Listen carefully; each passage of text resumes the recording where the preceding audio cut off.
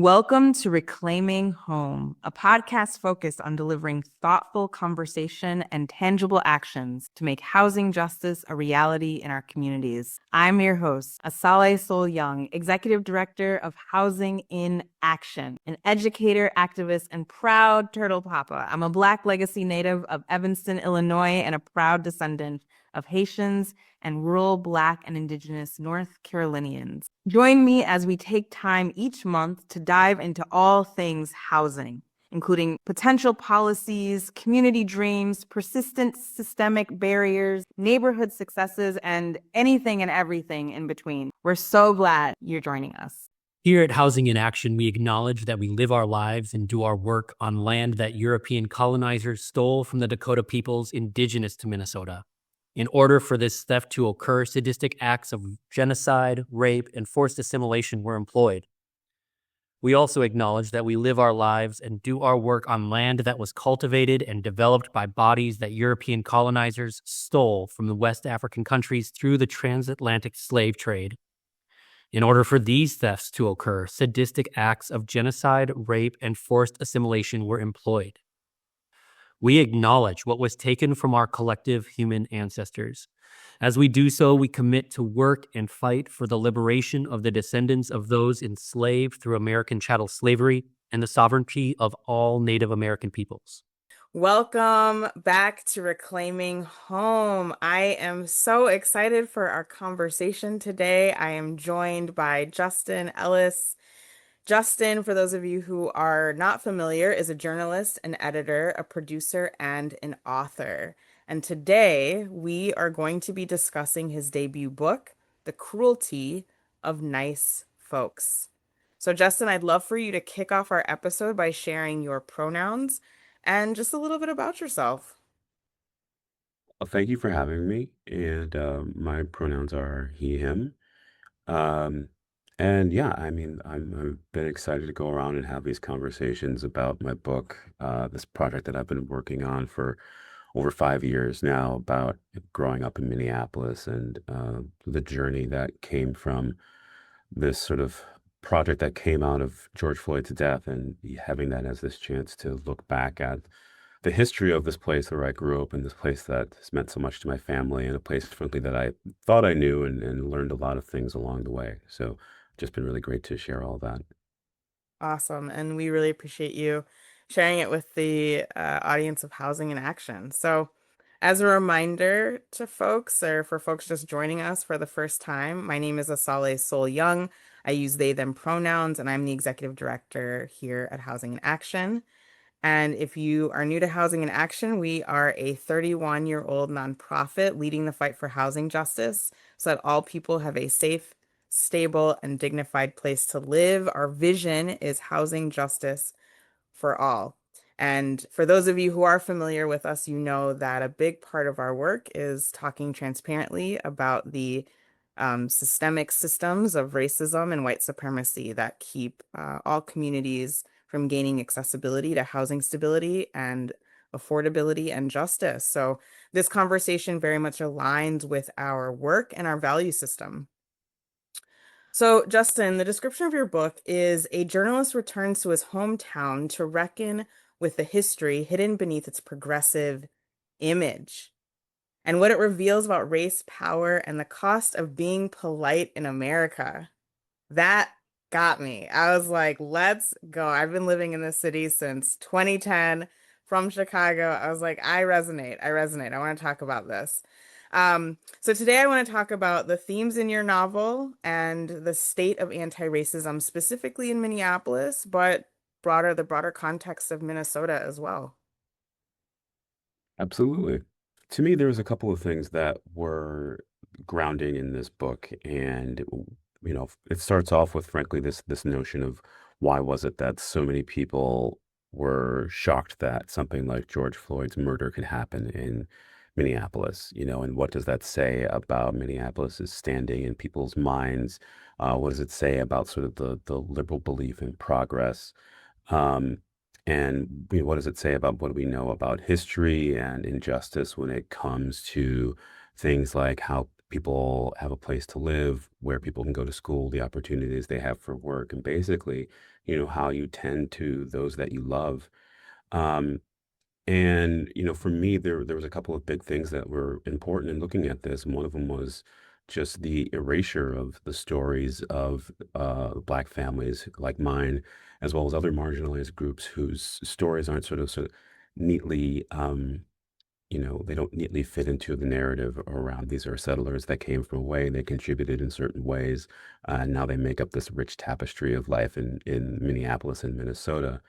The other one is sort of the project of the sort of myth of the liberal ally, so to speak, which is sort of how that bolstered the way that people in Minneapolis and in Minnesota think about the progress that's been made by progressive leaders, when in reality there's been so many entrenched problems and challenges for generations now. My own family story goes back to the 1920s and being a part of the Great Migration. And as I've talked about this book and the writing of it as well, my great grandparents came here during the Great Migration and the promises that were a part of that. My grandmother was born during an era and came about going to school at North High, on the north side, where there was going to be a change that came as a part of America coming out of World War II and the entitlement programs and the Great Society and things like that. My mother came of age, on the South Side in the 1960s and 70s, when it was sort of the belief that the Great Society and other types of programs like that, and programs, frankly, helped along by Vice President Hubert Humphrey, very important to Minnesota's image and understanding, and how, time after time, none of these things really pay off, and how we continue to have these problems, whether it is, who has access to homes and where they are, whether it is the education gaps, the home ownership gaps, and obviously everything around policing. It's how all these things sort of sit together in people's minds.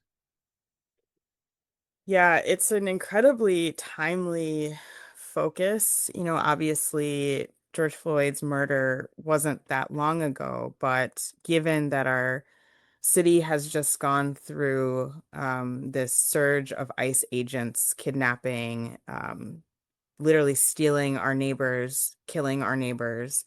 Um, Mhm. it's these reminders that, and even to your point of we instill programming, we change maybe a couple of policies, but at the end of the day, the issues are continuing, the problems continue.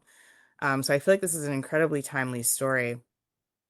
Most Black folks in Minnesota, and I would say internationally, frankly, have known since long before George Floyd's murder that this idea of a progressive self-image of any white folks anywhere, but particularly your focus, the Twin Cities, isn't fully Mhm. aligned with reality, isn't fully aligned with the things we experience every day, the things we experience in the classroom, the things we experience while we're trying to navigate the housing system, etc. As I mentioned at the onset, like our organization, Housing in Action, specifically is dedicated to anti-racist housing justice work because of the history that you're talking about, the racist white supremacist history that um, led to people having rocks thrown at them in South Minneapolis when they were trying to move into their homes and be homeowners and participate in what our country deems the oldest form of wealth building in this nation. So, how do you think about this progressive self-image, and um, how do you think it really came to be, frankly? Like, given what you're talking about, where did Mhm. this even come from, this idea, this notion, given that the history, we're living the history. Yeah, well, I think there's two parts to it, and one of it is this sort of act of state building, and also this act of building a narrative. I think kind of go hand in hand. One of the things that was really interesting to me in working on the book is that we obviously know that in Minnesota it is a majority white population, and that so many people trace their lineage to Scandinavian settlers, German settlers.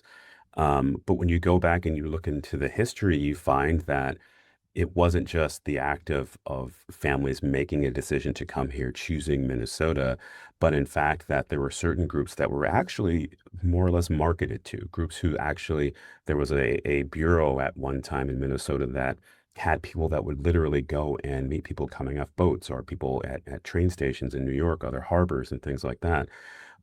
They were also placing ads and things and stories in papers in countries like Norway and other parts of Scandinavia and in Germany. You can find these different stories. And this is along with the letters that people are writing home naturally at that time. And so you have this notion of who belongs here and this notion of these are hardworking people that come here for the land and have put in the labor.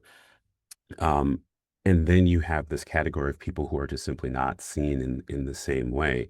And at the time when Minnesota is becoming a state and then sort of moving forward into the 20th century, there are all these things that are done as a kind of progressive or liberal window dressing, right? In terms of Minnesota becoming one of the first states to allow Black men to vote, by Minnesota sort of putting these laws on the books in terms of who is welcome to accommodations, basically saying that Black people should be able to enter businesses and do things like that.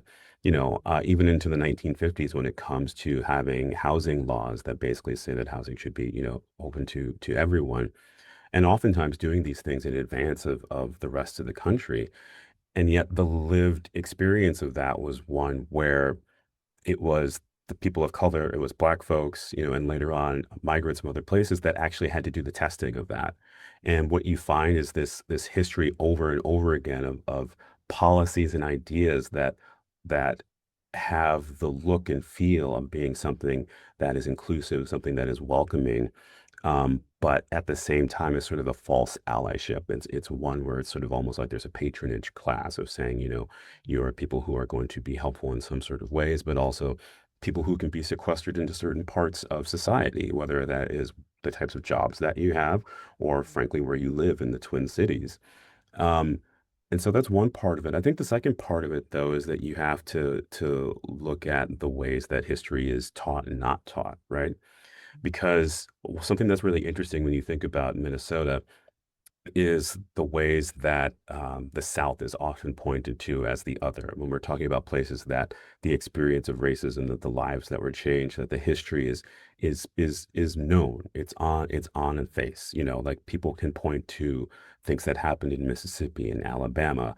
They can also point to other places. They can look at the work that Robert Moses did in New York. These are all things that are known. And yet, to me, it speaks so loudly that so much of the history of white supremacy in Minnesota and especially the Twin Cities remained uncovered. Whether you look at something like the lynchings in Duluth that, frankly, weren't first reported on, written about until the 1970s. And then more recently, obviously, in the last few decades, there's been all the work to look at racial covenants.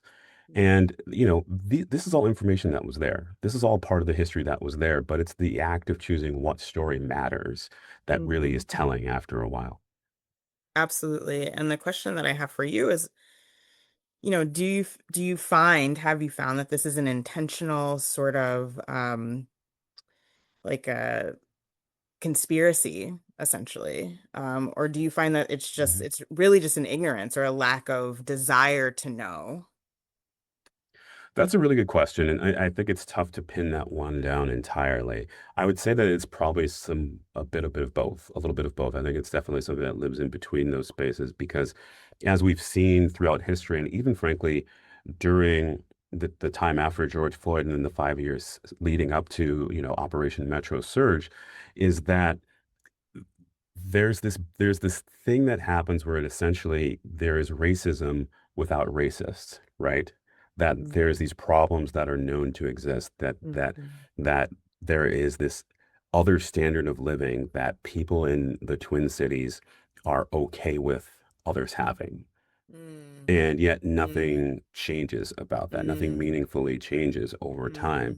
mm, mhm, Um, and whether that is through the act of lack of ambitions, whether that is through the lack of power. But I think in some ways it's also it is it's the nature of comfort. If you think about living in Minnesota, and this is something that I had to really spend a lot of time with, but thinking about growing up there, looking at the research that I did, Mhm. this notion of it being a place that is easy to live, a place that is very Mhm. comfortable, and all of that is maintained only if you have access to certain things. Yes. And this notion, there's this really strong notion that is um, you know, of not rocking the boat, I think that you see kind of in these soft ways and in these very real ways when it comes to we're going to create certain programs to uplift for certain groups, but they're going to be done through things, very complicated programs or different forms of things like means testing, right?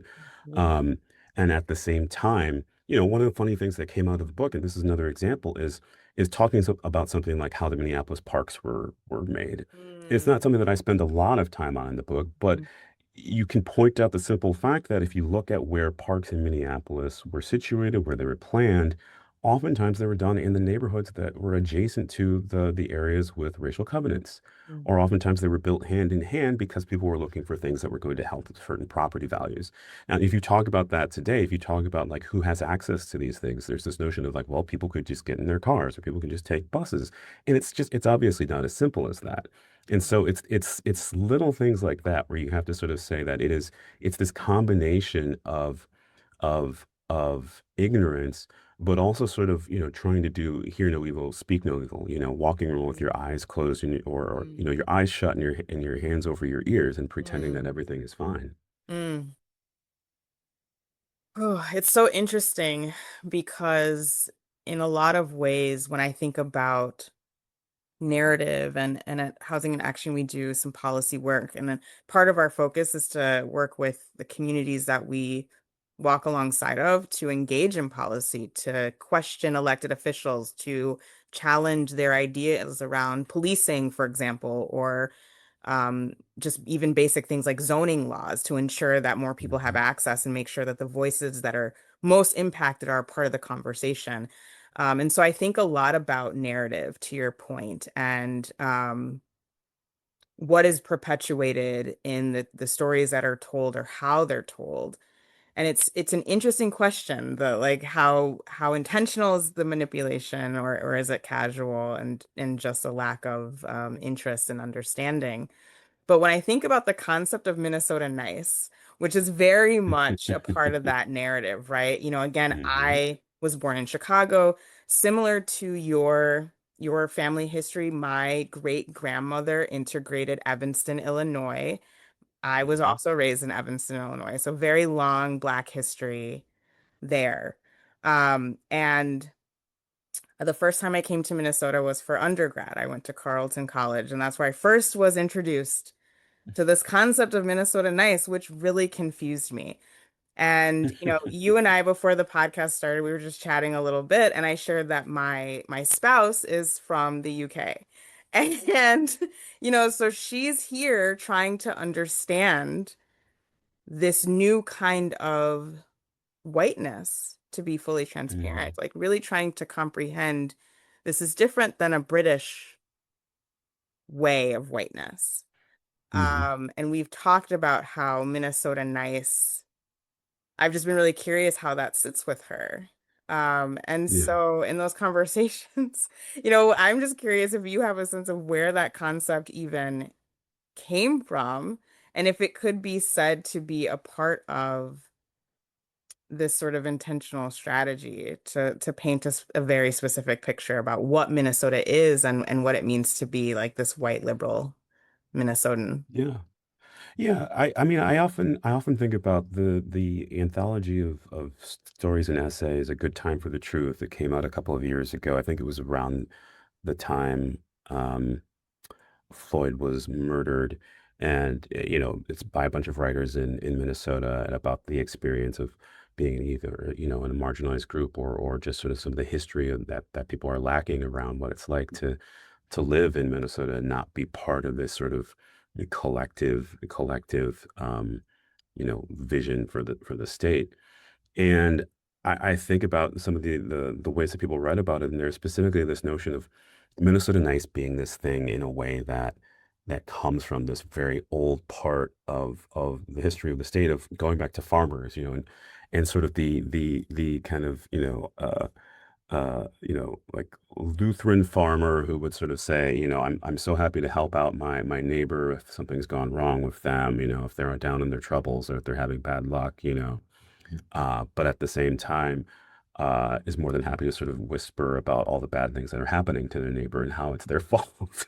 And that, it's a shame that they can't do it for themselves. It's a shame that they can't lift themselves up by their bootstraps, to use a phrase that became popular much, much later. Um, so I think this is a thing that got embodied over time. I can't say that I really kind of looked into the history of that phrase, but I can say that from the research that I've done, there's a couple of threads that have always been kind of present, I think, if you look at Minnesota history, and one of which is this notion of where does Minnesota sit? Like where does it sit among, the collection of states? Where does Minneapolis and St. Paul sit? And whether that is in terms of ranking compared to other places, or also just social standing, whether that has to do with things like what kind of sports teams do we have, what kind of facilities do we have. Um, that's part of it. As I said before, there's also this notion of sort of like, our progressivism and our liberalism is inclusive and we welcome in people from all walks of life, and these things kind of blending together in terms of this mirage about like, who is welcome. We are always stepping in for our neighbors. We are always going to create a space for people. Um, and I think it was sort of crystallized probably sometime in the 1970s as the infamous Time magazine story about Minnesota, which had the governor at the time. He's holding up the fish on the cover, and it's the good life in Minnesota, right? Um, and so much about that story, I think, encapsulates like where we've reached today with this notion because it's so many people speaking over and over again about just how it's such a nice place to be and how we've figured out these problems here and how things aren't as bad as they are in other places. And you really come to this understanding that it's not just that people want to tell themselves that they are doing right and that they are doing better, but it's also important to reinforce that idea time and time again. And so, Mhm. I don't think it's a coincidence that you keep seeing decade after decade these stories about either, what's going wrong or what's going right in Minnesota or, Mhm. in the boom times, like why Minneapolis and St. Paul keeps getting on lists of like best cities, whether it is, Mhm. for having starter homes or like, Mhm. for, jobs of a certain type and things like that. People always seem to point to how there's so many corporate headquarters in Yes. the Twin Cities as a marker of these things. And so I think it really is it's projection, but it's also protection of the image at the same time. Um, Mhm. because this notion of being nice, I think for any marginalized group, whether it's Black families, whether it's, obviously the indigenous families that have been longer than everybody else, migrants who have come to queer families, it's being on the outside, you see how shallow some of the promises are, and you see how shallow sometimes the sense of neighborliness is. Mhm. Um, Mhm. and I think it's interesting that one of the places that this always comes like head to head is around things like policing, because that experience of whose lives matter, of who deserves protection, what places and institutions deserve protection, looks Mhm. very different depending on your experience of living in the Twin Cities. Yes, yes. Yes, I really appreciate that. And as a person that wasn't born here, I often just reflect on what, um, what is it about the promise that keeps people? Because to your point, we don't experience the promise, we don't experience the narrative, um, the mindset. But yet, because I think, to your point about, part of it is the control of the story is also kind of convincing us as Black and Hmm. Brown folks that, maybe this place is actually better. Maybe things Hmm. are a little bit easier here. But of course, in any kind of social justice work, you're asking the question, how do we manifest a reality that reflects a narrative? So I'd love to hear from your perspective, um, what needs to change in order for there to be transformation in Minnesota and for there to be real accountability in Minnesota? That's a hard question, and I think in some ways it's one of the biggest things that I had to juggle and figure out within writing the book, which is, is this something where I am trying to provide solutions, where I am trying to give my list of what I believe are the things that can fix this place.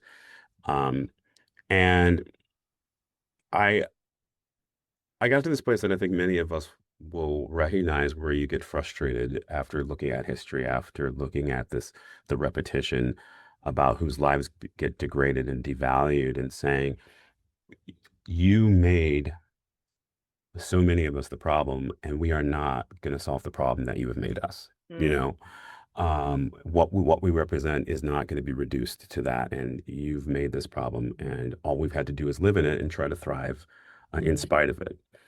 Um, but that being said, I think you can look at the last 5 years in the Twin Cities, and especially in Minneapolis, and make a lot of conclusions. And those are largely around how the status quo just does not work. The status quo does not serve, I should say. The status quo does not serve marginalized people living in the Twin Cities. And it doesn't really serve everybody else. If you just look at the police department alone, 5 years of what was promised reforms and changes, well, not 5 years, but less than that, in the years since the referendum question on transforming the police department, yes. years and years of promises and reports about what was wrong with the department and what needs to change, bringing in new people who now had to leave, the former new chief leaving Mhm, in disgrace. mhm, Um, seeing politicians and other people in power who have made promises over and over again to say that the system can be fixed, when you just get the same answers over and over again. In that you really look at things and say nothing has changed, despite promises of, new programs here and there, or putting up plaques to sort of reinforce the importance of certain history. yes. Um, so I think Yes. the things that people can definitely look to, and I think that things that have brought me a lot of, um, I don't know if I would say hope, but definitely some positive feeling is the ways in which people are thinking about collective action now, and the ways that people are looking at community care now. Um, it's not just the ways that mutual aid started during the pandemic and then flowed into the era after Floyd was murdered, and then obviously, took on new life after during Metro Surge. Mhm, Um, it's the fact that people also thought about like what community safety means, when in terms of if you can't call the police. And frankly, people in neighborhoods that didn't have to do that before, that's mhm. that's an open question when you're black or brown and living in Yes. certain neighborhoods in Minneapolis, Yes. but not everywhere. And I think there's been periods of time in the intervening years where people have had to ask that question a lot more. I think something that was really, really interesting to me that didn't get as much attention, but in the period after Floyd's murder in that first summer in 2000, there was a group that was basically just south of Minneapolis, I want to say around the Powderhorn, not Powderhorn area, but I want to say like Stevens Square, sort of like just south of downtown, who were trying out armed patrols, who were basically going to take a class action suit against the city because response times were so bad for policing. And that's not the first time people have resorted to doing those types of patrols in Minneapolis. The American Indian movement did it in 1970s on the South Side. Groups from the Way did it during the late 1960s and 70s on the North Side as well.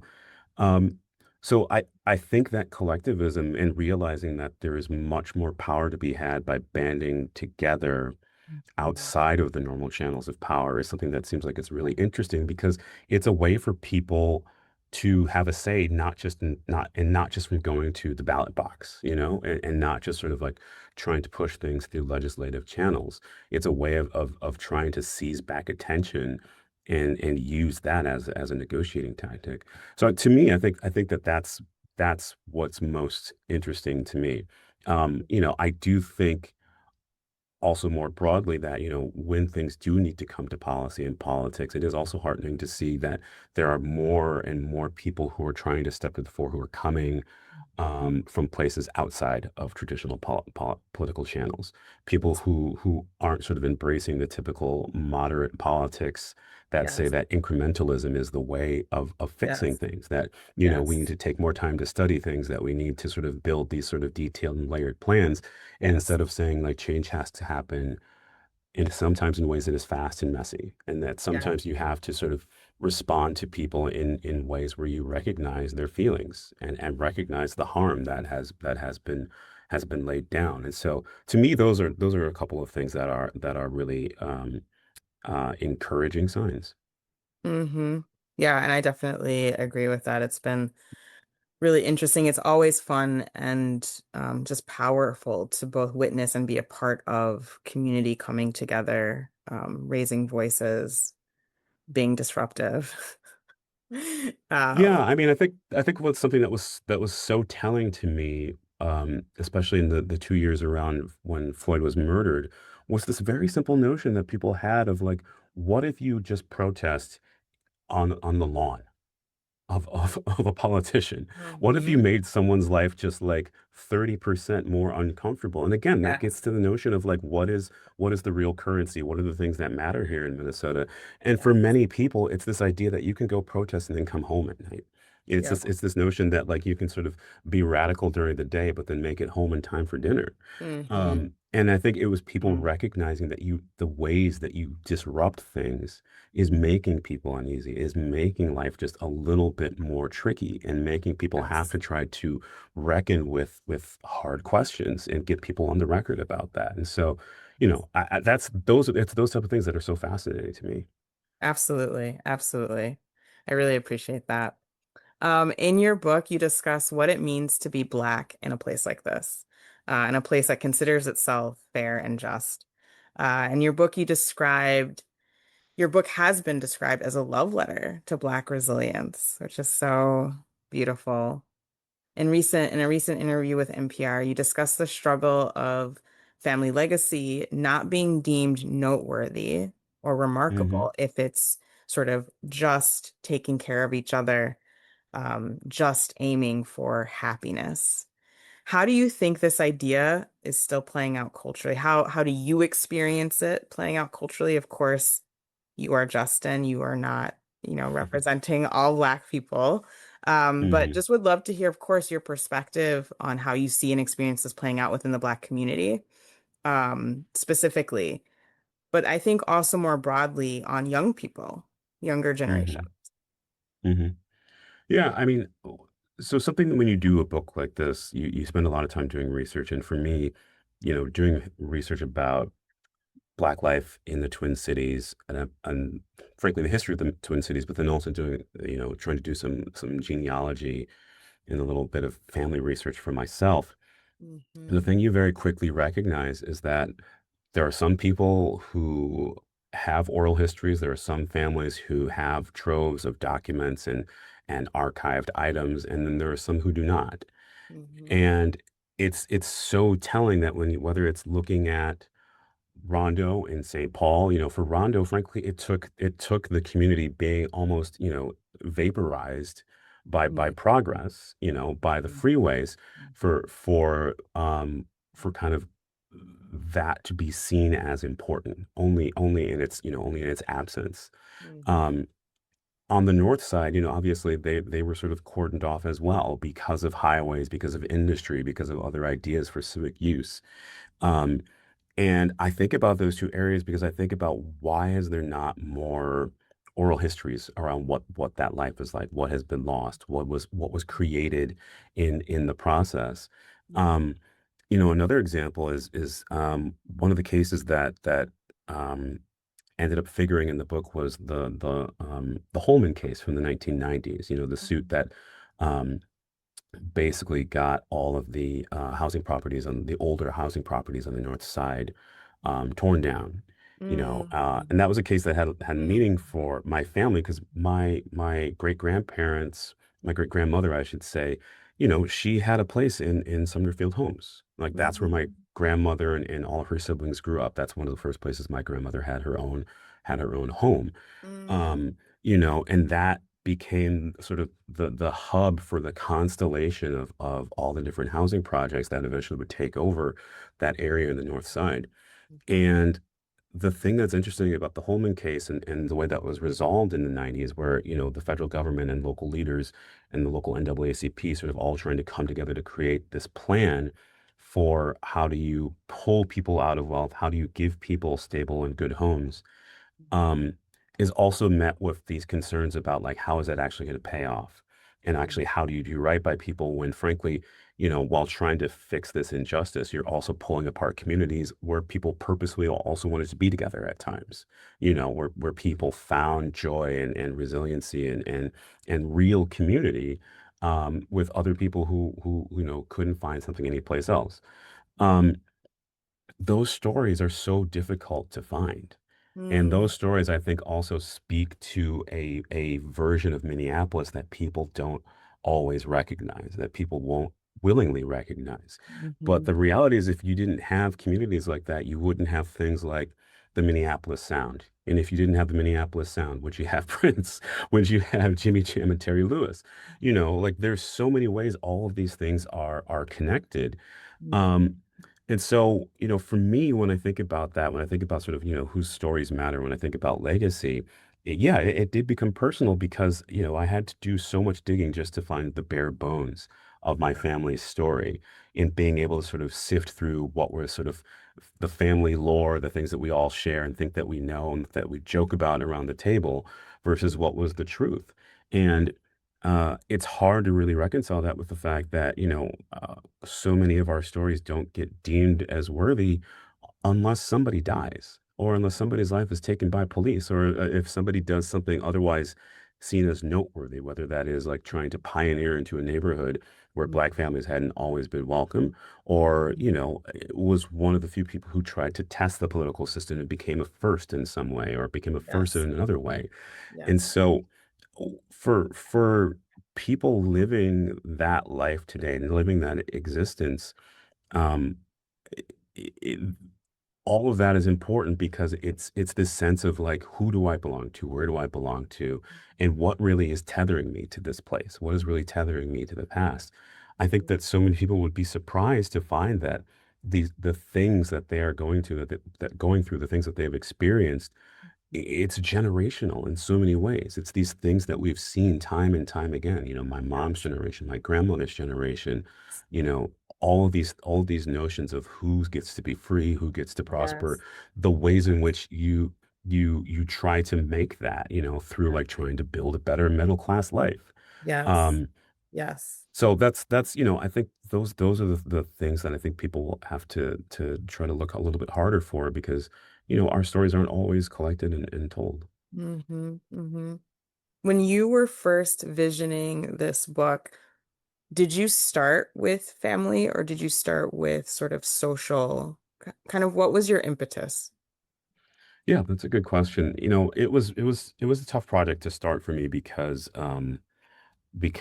this was all happening sort of in real time in that year after Floyd was killed and coming back to Minneapolis and doing that at the same time that my mother was going through cancer treatment and um initially, like I was getting so caught in this place of thinking that I was working on a history book that was just about sort of the broader history of the city and about Black families writ large. And it took a lot of conversations with my wife and with my family and also my book editor, to be honest, to be like, you know, Justin, there's a Justin size hole in your book. There's something here that's not really connecting the dots between what it is that the lived experience is here, um, and what that actually feels like.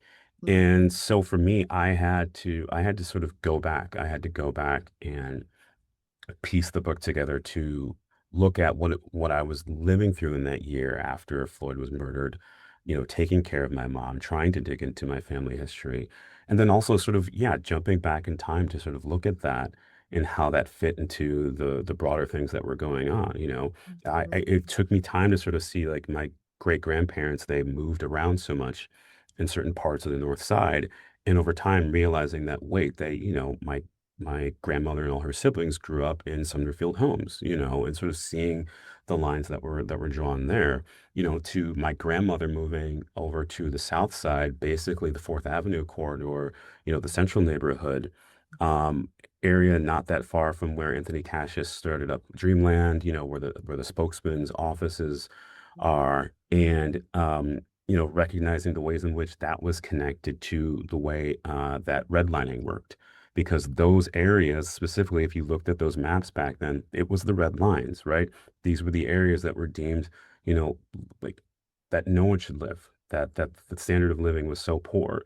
You cut again to the future, and I'm thinking about when I was growing up in the 90s in high school, and during the era known as Murderopolis, right? When the killings were higher than they've been before, that there was more deaths than in Minneapolis than in a place like New York. And going back and looking at some of the mapping around that, and where the victims were, where the crimes were, and again, it's in those same neighborhoods. It's in those same places. And so I had to give myself, I think, some grace and some kindness to sort of say, you need to open yourself up a little bit more to make this story something that is meaningful to you, but also ties together a lot of these different threads that I was interested in researching. Absolutely, absolutely. And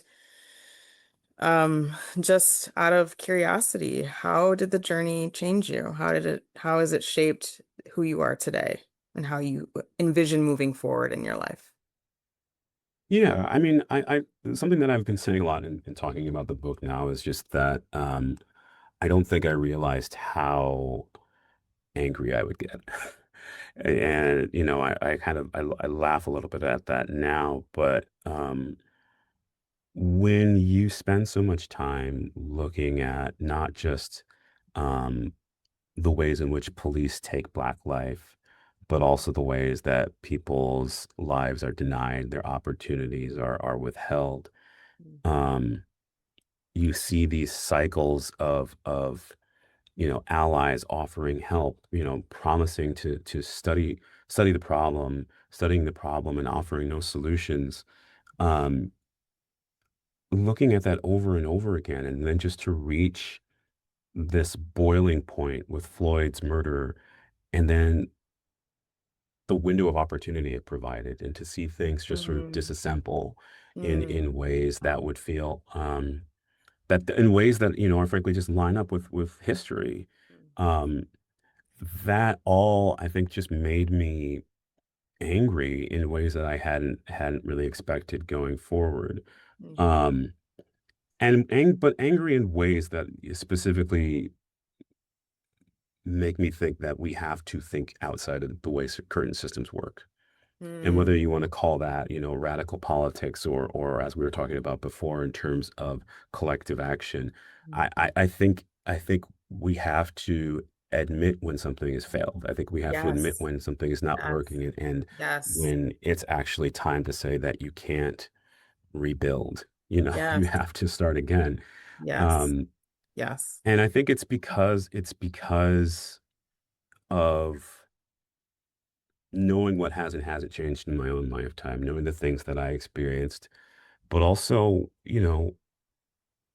I think something that people don't always clock with this book is just how much growing up in Minneapolis meant to me, how important it is to me. Mm, Like, mm, I've said this a few times, but it's still there every time that I come back to town, whether that's flying in and looking at the patchwork of the city, the homes laid out in this nice grid, the way the ballparks look, whether it's driving in on the interstate and sort of the familiar ways that, like, that you've got these rolling hills, these vistas that turn in from farmland into strip malls, into you start seeing, the skyscrapers and the sporting arenas and things like that.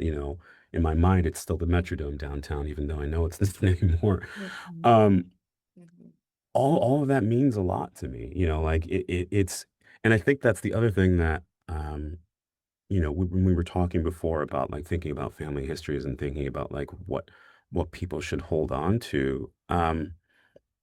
It's the fact that you can have these two things at the same time, that you Mhm. can love a place and have it be Yes. very, very meaningful to Yeah. you, but at the same time, that love makes it so urgent to you that change is necessary, and that Yes. something has to be done, and that can't be fixed in the normal ways. Yes. Yes. Yes. Thank you for that.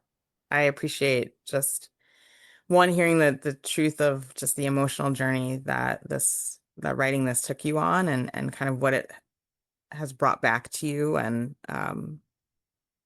the reality that we don't work hard for things that we don't love. Like we don't work hard Hmm. against systems that are impacting things if we don't love them.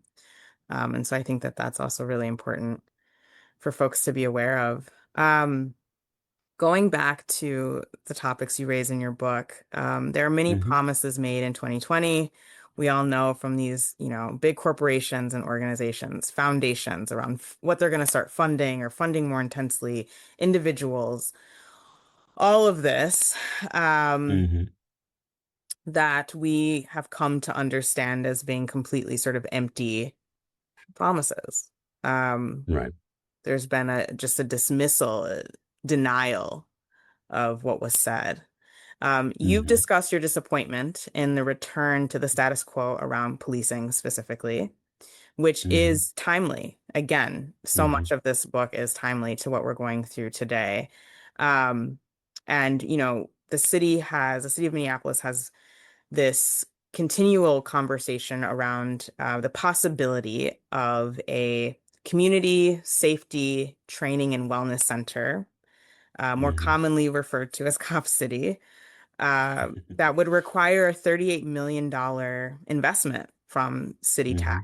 from taxpayer dollars, as well as the redevelopment of the third precinct, which is, I Hmm. believe, around $40 million, and similarly, the redevelopment of the fourth precinct. Hmm.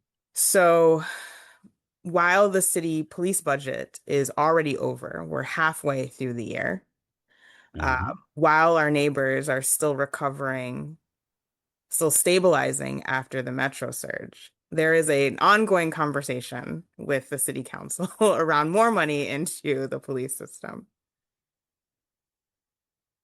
What do you think it will take to see Yeah. reform and change in Yeah. our policing? Is this another example of it's not about change at this point. It's about doing something completely differently.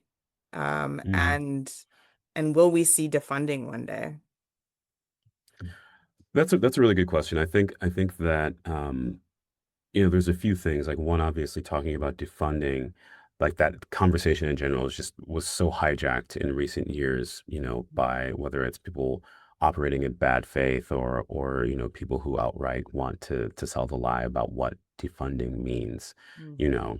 Um, Mhm. and I think that people still want to see a version of that. They still want to see a version of abolition where the response to everything is just not like something off an assembly line, which is what Yes. modern policing has become, right? If you send someone with a gun and certain types Yes. of training into Yes. 90% of situations, it's the sort of like if you're a hammer question, right? Yes. Yes. Um, Yes.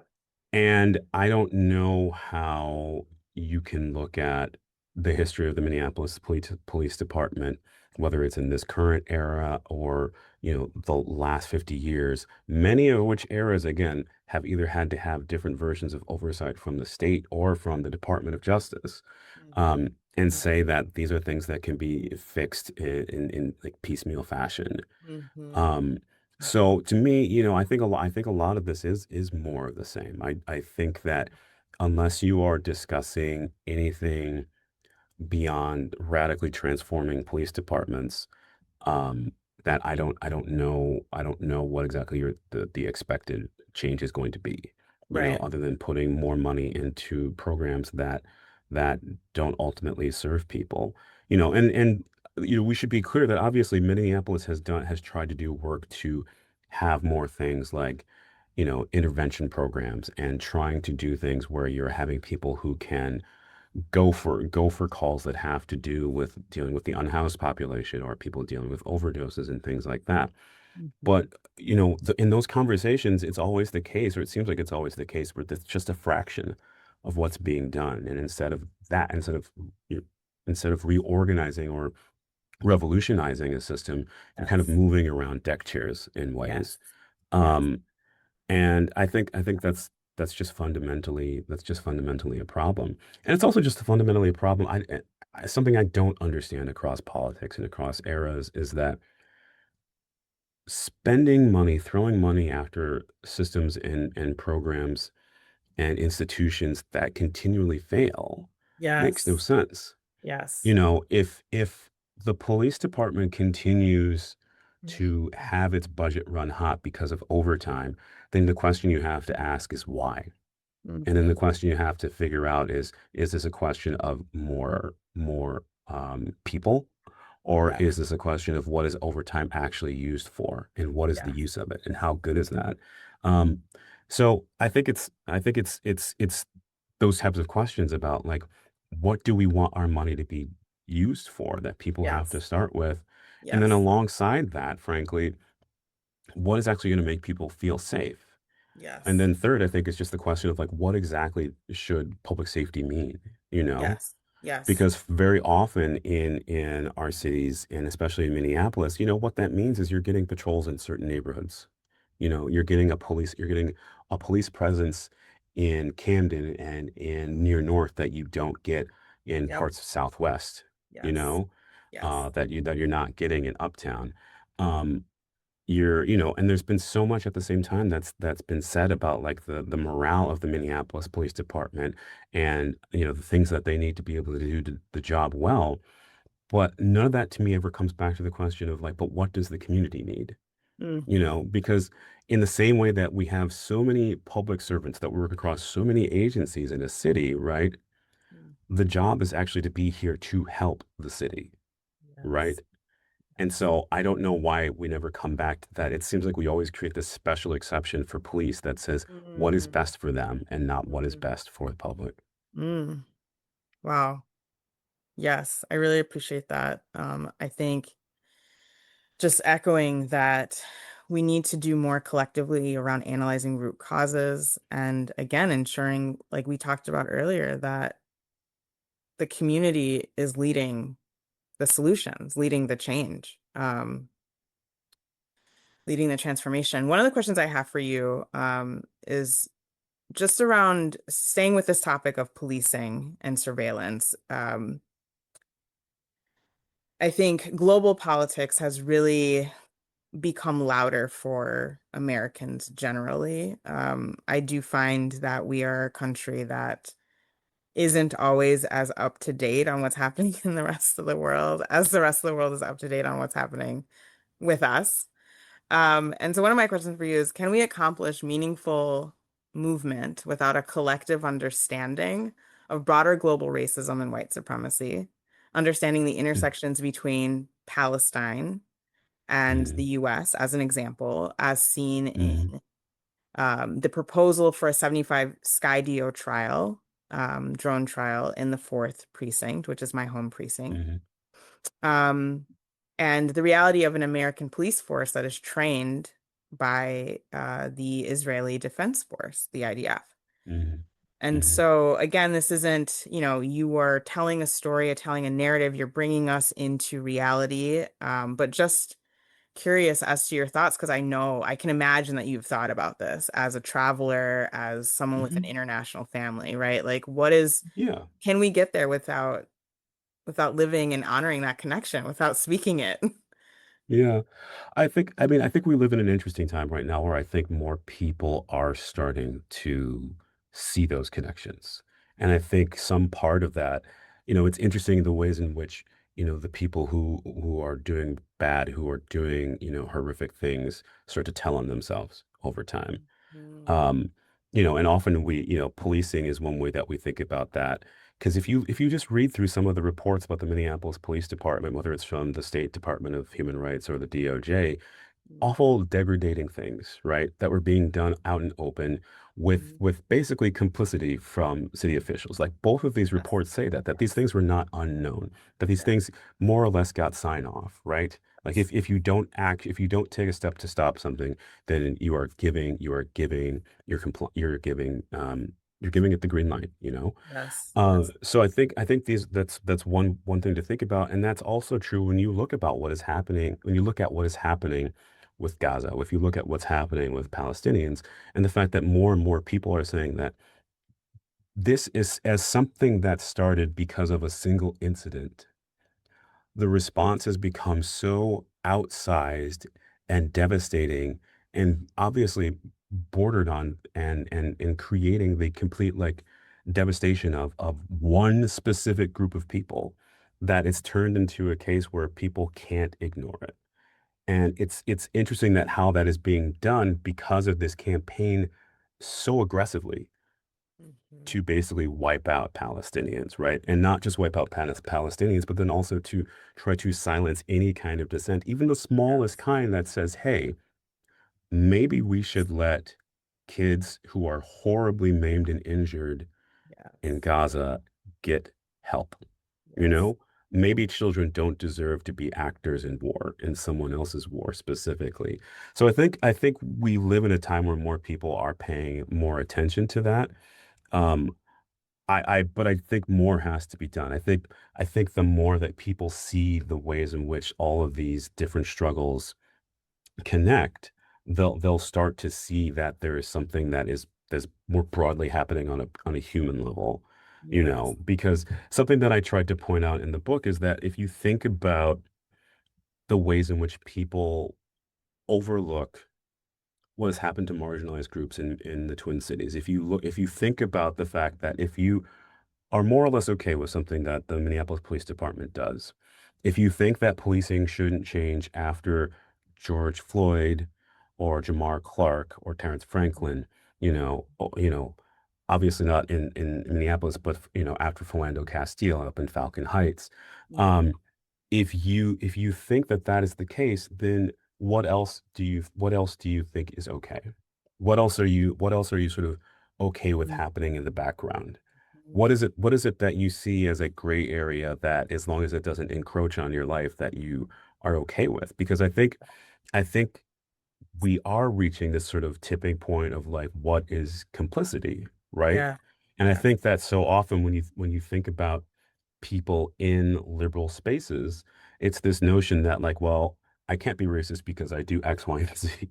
I can't be because I've marched and done this or because my family did that, Yes. and that's not the reality that we live in anymore. You don't Yes. get a badge, you don't get a card that says, you get one free just because you put a Black Lives Matter yard sign up, you know? Yes. Um, Yes. and so I think, I don't know if intersectionality has reached the place that, things like defund or woke has in terms of, terms that have been co-opted and used in sort of like nefarious ways or just sort of stripped of meaning. But I think if people start to see all the ways that these intersections reach each other between marginalized groups around the globe, Yes. they will understand that if you are a refugee that is coming from certain parts of Africa, that if you are someone that is living in Palestine, if you are, in so many places where regimes are basically cracking down on people, um, that you are all connected.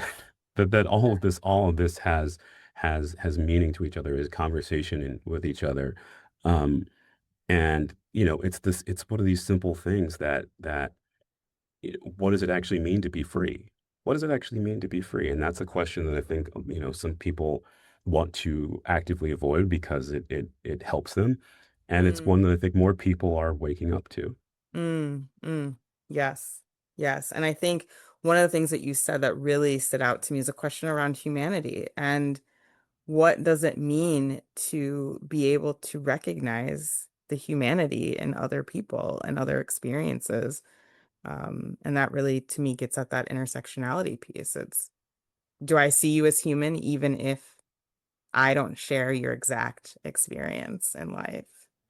Um, one of the last questions I want to, one of the things I want to close with is just around the lessons. And we talked about your journey. I'm curious what you think we still have to learn as we all are navigating this current era coming after the murder of George Floyd and all the things that we learned um, from our ancestors, frankly, that allowed us to create those networks that kept people safe after Floyd's murder. What are things that you think that we still need to hone in on and pull out, draw out going Hmm. forward? Yeah, I mean, I think what happened with Operation Metro Surge this past winter, in some ways, is it turned into a another anchor point in this journey, right? This journey towards real progress, towards, whether you want to say it's revolution or just things that we might have thought were impossible before. While I do have questions and maybe some skepticism about some of the things that happened during Metro Surge, like you can't deny the fact that people were trying to change the way that they lived in service of others. Yes. Um, at the same time, I think the things that have to be interrogated is why it takes the fire this time for people to be motivated again and again.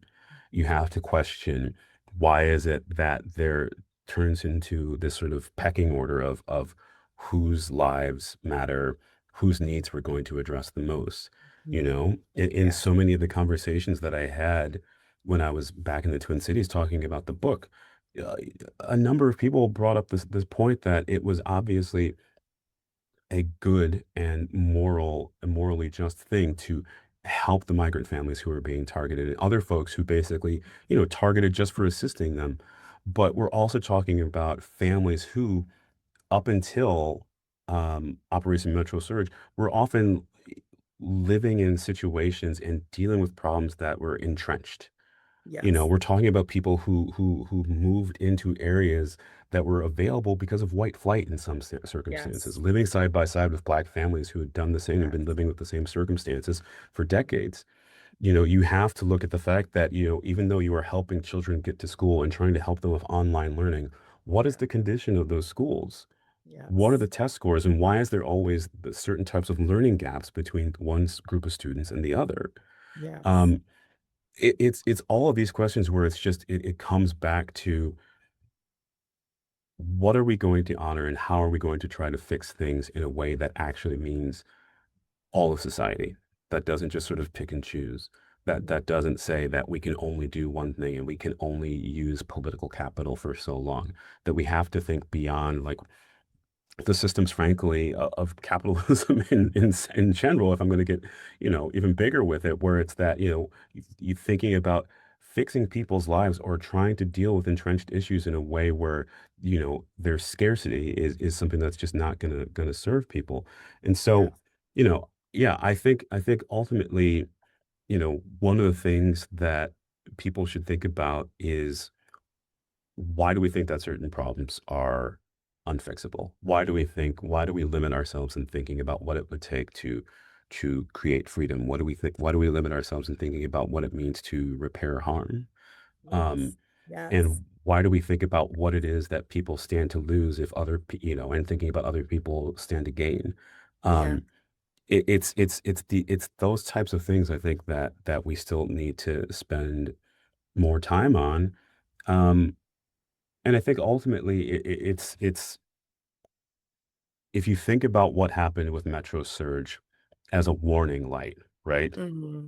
Mm, It's something that should wake up more people to mm. say, just because you thought you were safe at one point does not mean that that can't be stripped away from you, either at random or just because of small choices that you made. Yes. Whether you are someone who decided to take an active part in neighborhood watches or Yes. delivering groceries or things like that, Yes. the Yes. danger comes. We live in an age Yes. now where the danger comes, and it's Yes. something that people have to spend more time thinking about and what it means to try to change that. Yes.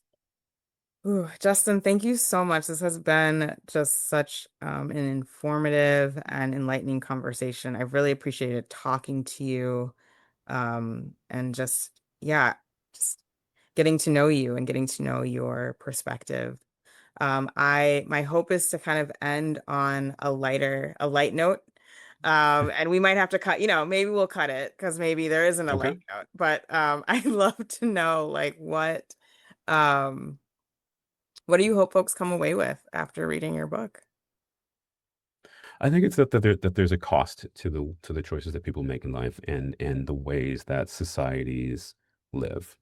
And what I mean by that is to take a look at Minneapolis, the Twin Cities in Minnesota, on its face, before the last 5 years, and long and long before that, I think there were many people that would either have very little opinion of it or would have a positive one, right?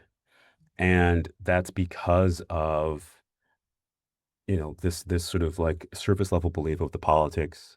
It's this surface level belief in the ways in which the state is open and welcoming to people. Um, and it's also the fact that it's a beautiful place. It's a place where you have access to being on the water, within 20 minutes, 30 minutes for most people, where you can take part in so many outdoor activities. And if you're a dog person, you can do it with your dog in most places as well, right? Um, and that good life also comes with a good lie, and that there's costs that are associated with how our communities operate and how lives are lived.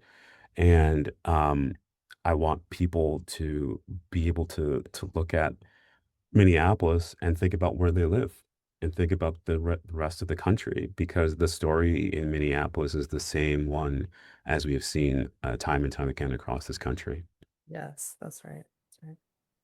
Well, Justin, thank you so much again for your time today. I hope that our audience feels just as filled up by the conversation as I do. For those of you newer, just a reminder that we hope you follow us on social media. We are at Housing in Action across all platforms. And if you appreciate what you heard today, if you appreciate this kind of work and the time that we take to bring folks in to have these deeper conversations on our platform, please share broadly with your communities. And of course, make sure to check out Justin Ellis's book, The Cruelty of Nice Folks, Why Minneapolis is the Story of America. And Justin, is there anything that you would like to shout out for folks before we head off? Well, thank you for having me. It's been really great to dig in and have this conversation, about a place that means so much to me, and with an audience that I think that knows about so much of this and wants to find solutions. If you like what you've heard here, if you want to know more, please read the book. It's also available in the audiobook. I read it myself, which was a fun surprise. So, Nice. please try to support the book any way you can. And thanks for having me. Absolutely. Are there any local bookstores that you recommend folks go to pick it up from? Oh, great question. Black Garnet in St. Paul is great. Moon Palace in Minneapolis is great. Majors and Quinn is great. Um, any independent bookstore, frankly, that is meaningful to you, I would say definitely go there. Wonderful plug. Awesome. As always, we will have links to learn more about today's topics in our description. I hope everyone has a beautiful Friday afternoon, and we will see you next time. Thank you so much for tuning into Reclaiming Home for today's discussion. If you like this podcast and want to support Housing in Action's work, find us on socials at Housing in Action or visit our website at www.housinginaction.org. Until next time, remain connected and informed.